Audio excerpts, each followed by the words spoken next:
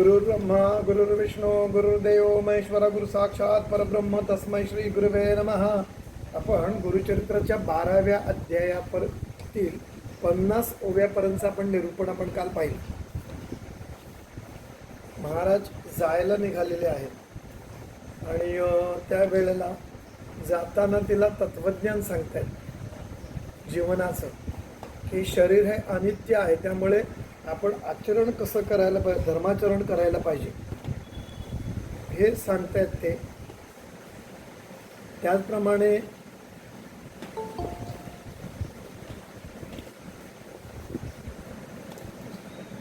ज्या वेळेला नंतर जेव्हा महाराज ओळख करून देत आहेत, श्रीपाद वल्लभ आहेत वगैरे, त्यावेळेला ते म्हणते की मी लहानपणी तुला कधीतरी ओरडलं असू, मारलं असेल, तर तुम्हाला कधी कडेवर नसेल घेतलं तर माफ करा वगैरे, हे सगळं आई सांगते. आणि तुम्ही माझ्या पोटी जन्माला आल्यामुळे तुम्ही म्हणजे आम्हाला पावन केलेलं आहे आणि आमची 42 कुळं उद्धारलेली आहेत असं ते म्हणतात. आम्हा ठेविसी कवणे परी महाधुरंदर संसारी तव दर्शन होय जरी तरीच वाचू आत्मजा. ते म्हणतात की आम्हाला कसं ठेवणार आहेस तू, या घोर अशा संसारामध्ये तू आम्हाला कसं ठेवणार आहे. अरे तुझं जर दर्शन होईल ना तरच आम्ही या संसारात निभाव लागू शकेल.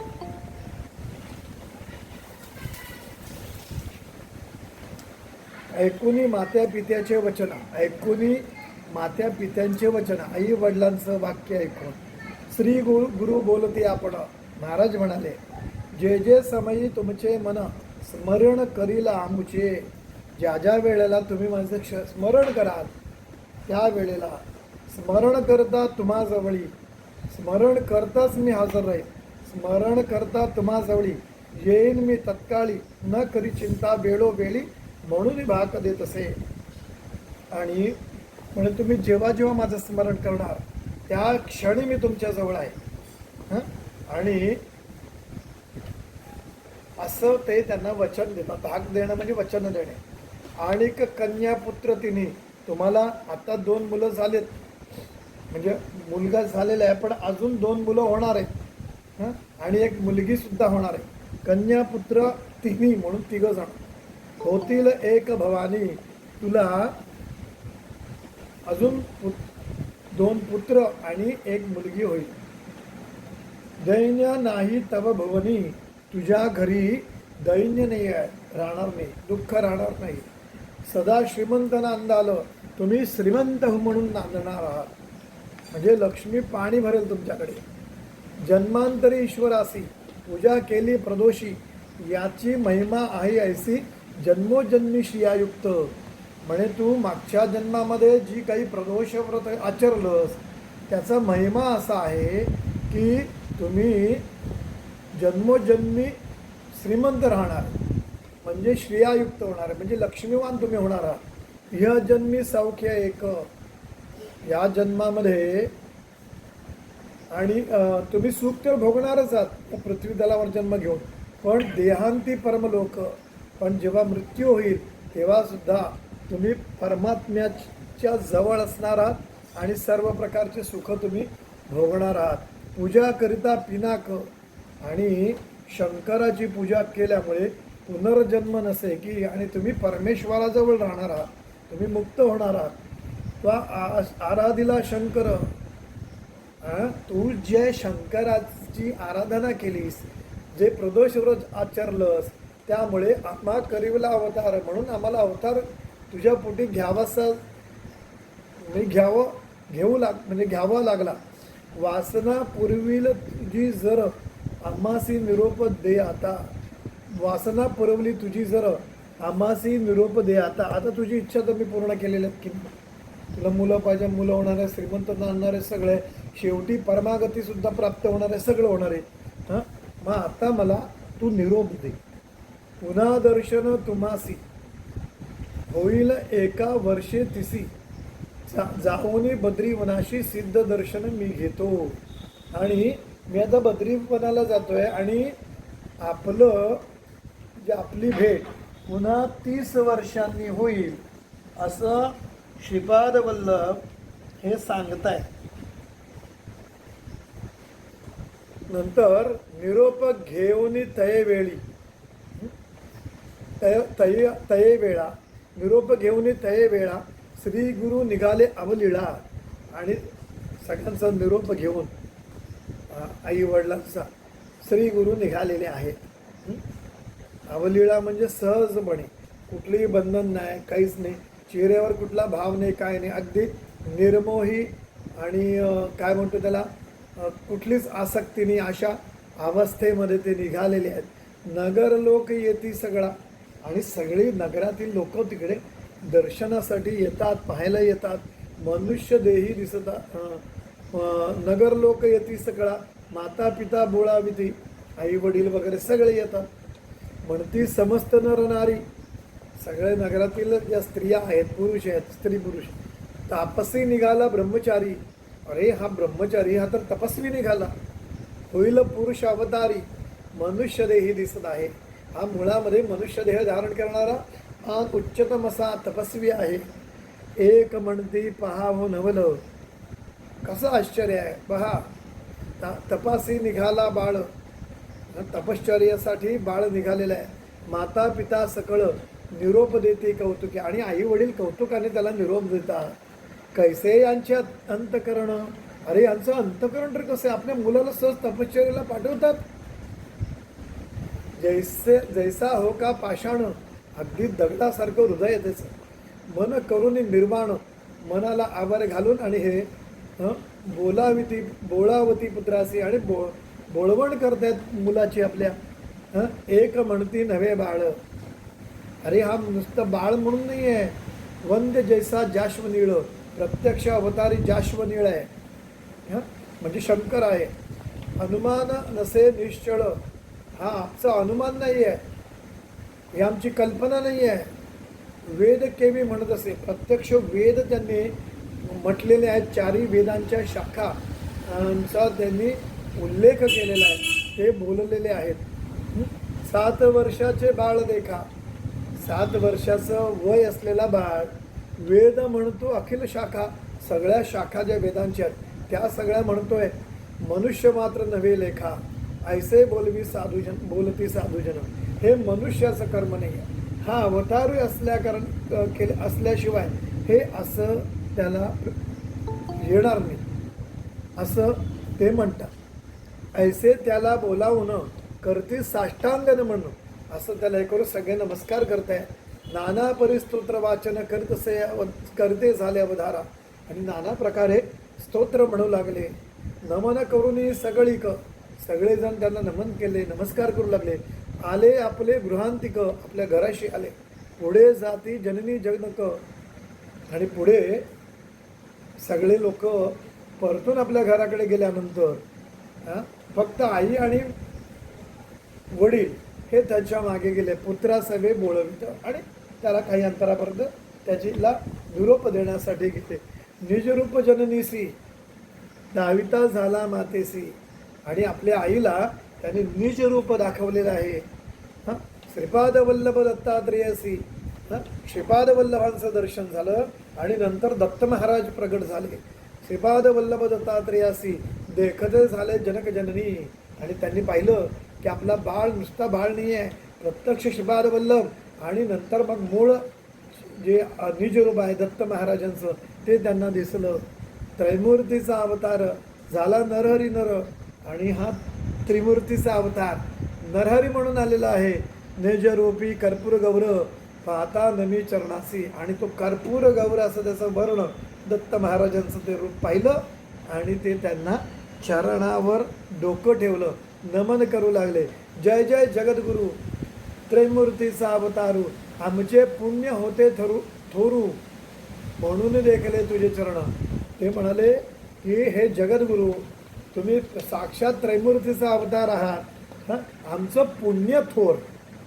आणि म्हणून तुमचे चरण आज आम्हाला लाभले आणि चरणांचं दर्शन झालं. तू तारक विश्वासी, तू ह्या विश्वासातारक आहे. आम्हा उद्धरले विशेषी आणि तू सगळ्या विश्वासातारक आहे. आणि विशेष म्हणजे तू आम्हाला सुद्धा तारलंस. पुनर्दर्शन आम्हासी द्यावे म्हणून नमस्कार करती आणि आम्हाला पुन्हा दर्शन दे असं दे म्हणून त्यांना नमस्कार करतात. ऐसे म्हणून माता पिता चरणावरी ठेविला माथा. असं आई वडिलांनी म्हणून चरणावर माथा ठेवला, पायावर डोकं ठेवली. आलिंगिती गुरु श्री गुरुनाथा आणि आपल्या आलिंगिती श्री गुरुनाथा स्नेहभावे करून आणि ते एकमेकांना महाराजांनी त्यांना जवळ घेतलेलं आहे. संतोष मानी श्री गुरुमूर्ती. महाराज समाधानी झालेले आहेत. आश्वासन केले अतिप्रीती. त्याने अगदी प्रेमानं आश्वासित केलेलं आहे. पुनर्दर्शन हो निश्चिती देईन म्हणते तये वेळी. मी पुन्हा तुम्हाला दर्शन देईन असं ते म्हणालेले. ऐसे तया संभोग होणे असं त्यांना सांगून निरोप घेतला तये क्षणी आणि त्याच वेळेला त्यांनी निरोप घेतला. परतून गेली जनकजननी येती संतोषे मंदिरा आणि ते पुन्हा आपल्या घराकडे आलेले संतोषोनी. वरदमूर्ती गुरुराणा वर देणारे वरदमूर्ती आहे, कारण त्यांना वर दिलेलं आहे. स्मरण करताच मी तुमच्या समोर हजर राहणार आहे आणि मी तुम्हाला पुन्हा दर्शन देणार आहे. वरदमूर्ती गुरुराणा निघाले जाऊया बद्रीवना आणि ते बद्रीवनामध्ये जाण्यासाठी निघालेले आहे. पातले आनंदी कामना म्हणजे ते आनंदाने पूर्ण भरलेल्या अशा वाराणसी क्षेत्रामध्ये आलेले आहेत. वाराणसी क्षेत्रासी म्हणजे काशीला ते आलेले आहेत. अविमुक्ता वाराणसीपुरी. अविमुक्ता त्या पुरीला काशीला अविमुक्ता म्हणतात, कारण शंकर कधीही ती नगरी सोडून जात नाही. त्यांचा नित्यवास हा काशीमध्ये असतो म्हणून त्यांना अविमुक्ता असं म्हणतात. ती शिवाशिवाय मुक्त होत नाही किंवा शिव तिथून निघून जात नाहीत. त्यामुळे अविमुक्ता वाराणसीपुरी. क्षेत्र थोर चराचरी. या चराचरांमध्ये क्षेत्र असं ते थोर आहे. विश्वेश्वर अवधारी अनुपम्य असे त्रिभुवनी. आणि ज्या विश्वेश्वर जिथं येऊन राहिलेलं आहे, काशी विश्वनाथ हा जिथे येऊन राहिलेला आहे, त्याचं दुसरं स्थान कैलासानंतर जर ते आहे तर तिथं तो येऊन राहिलेला आहे. अनुपम्य असे त्रिभुवनी आणि त्यामुळे ते अनुपम आहे. त्याच्यासारखं दुसरं स्थान नाही त्या त्रिभुवनामध्ये. राहून या त्या स्थानी अनुष्ठान करते दुसरी गुरु शिरोमणी. आणि त्या ठिकाणी राहून काशीमध्ये राहून तिथे महाराज हे अनुष्ठान करतात. विश्वेश्वराचे दर्शनी करते आत्माराम आणि विश्वेश्वराचं दर्शन घेऊन त्याच्या सानिध्यामध्ये ते निज स्वरूपी रममाण होतात. आत्म्यामध्ये रमतात, आत्मतत्वामध्ये रमतात. येणेपरी त्या स्थानी अशा पद्धतीने त्या स्थानामध्ये क्वचित काळ कर्मुनी काही काळ तिथे राहुनी अष्टांग योगे करुनी. जी योगाची अष्टांग आहे ती अष्टांग आचरून ती साधना करून तप करती परियसा आणि ते तपश्चर्या करतात. तया काशीनगरांत तपस्वी असती आणि त्या काशीनगरामध्ये तिथे बरेच तपस्वी तिथे आहेत. आणि संन्याशी येते अवधूत तप करते अनुष्ठाने. काही संन्याशी येतात, काही अवधूत येतात.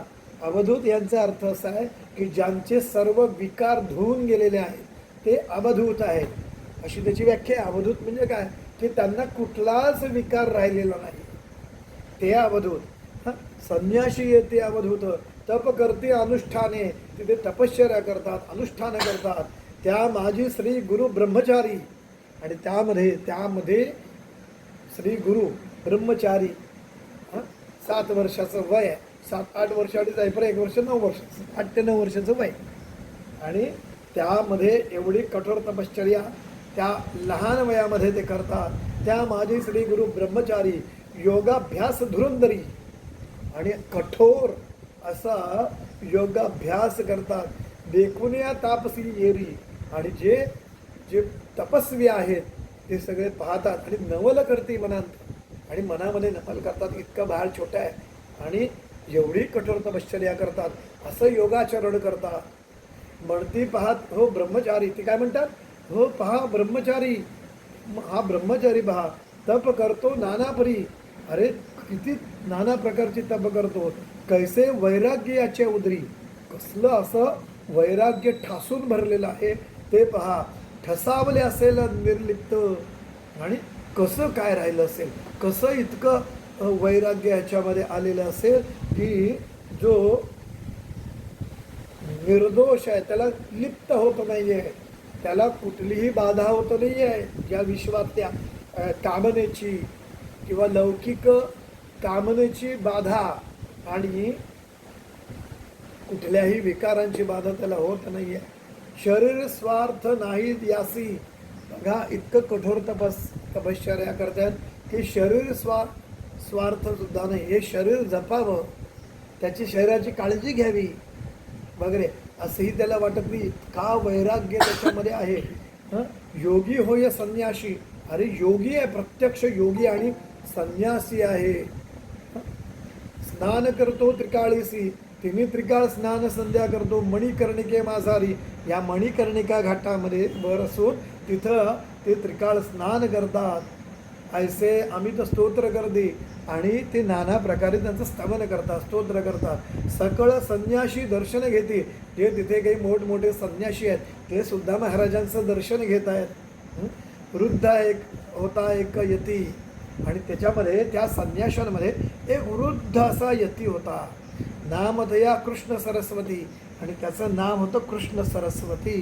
तो केवळ ब्रह्मज्ञानी आणि तो केवळ ब्रह्मज्ञान जाणणारा असा तो तपस्वी असे महामुनी. तो तपस्वी आहे पण नुसता तपस्वी नाही, तो महामुनी आहे. म्हणजे त्या मुनींमध्ये सर्वात श्रेष्ठ महामुनी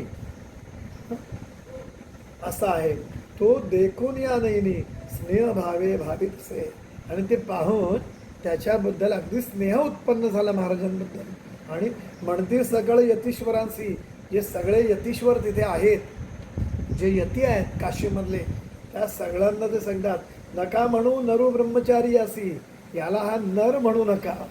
आणि ब्रह्मचारी म्हणजे ब्रह्मचारी नर असं म्हणू नका. अवतार पुरुष अति तापसी, हा अति तपश्चर्या करणारा असा अवतारी असं बालक आहे. विश्ववंद्य दिसत असे, आणि तो जगानं ज्याच्याकडे नमन करावं किंवा सर्व जगानं ज्यांना नमन करावं असे करण्यास योग्य आहे असा हा विश्ववंद्य दिसतोय. वार्धक्यपणा आम्हासी, आम्हाला म्हातारपण आलेलं आहे. वंदिता भूषण सगळ्यांशी, मी म्हातारच झालो आहे, त्यामुळे सगळ्यांनी माझा नमस्कार केला तर ते भूषणावं आहे त्यांच्यासाठी. पण विशेष आम्ही संन्याशी, आम्ही विशेष संन्याशी आहोत. मूर्ख जन निंदिती, पण लोक मूर्खपणे निंदा करतात. वय धाकुटे जाणूनी, पण याचं वय धाकट आहे, बालक आहे जाणूनी.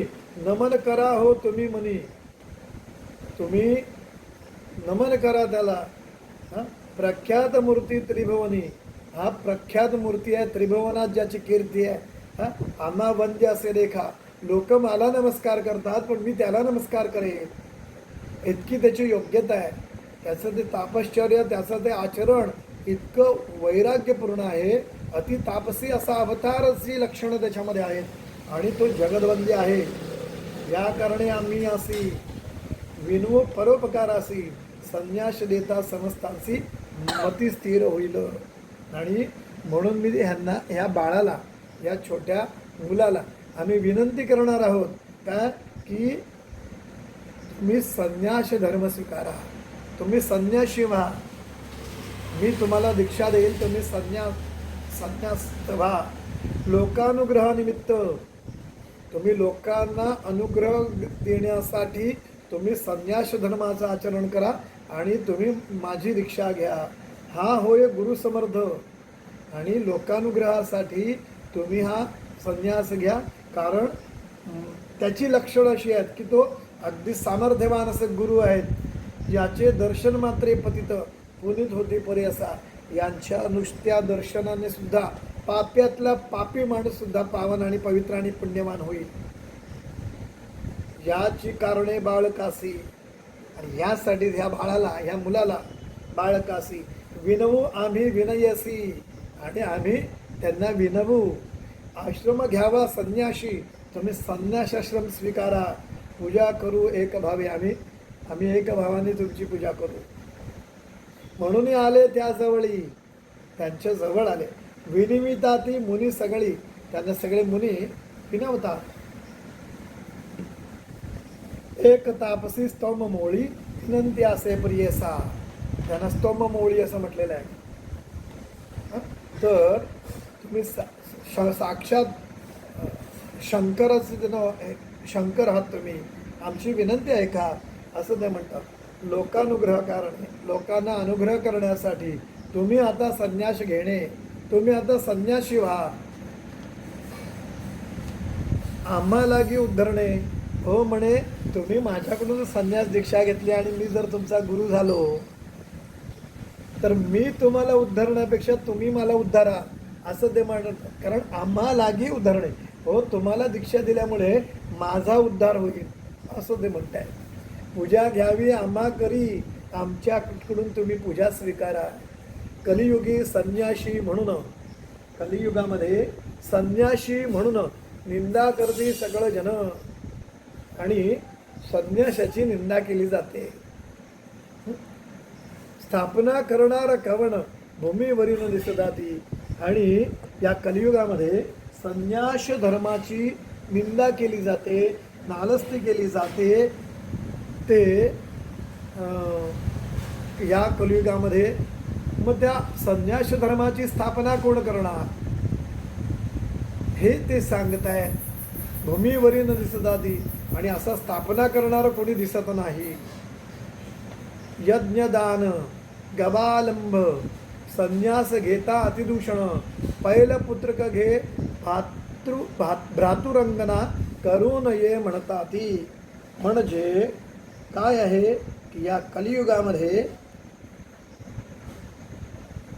यज्ञ, नंतर दान, नंतर गोदान घेणे, गवालंबन म्हणजे गोदान घेणे, संन्यास घेणे, श्राद्धामध्ये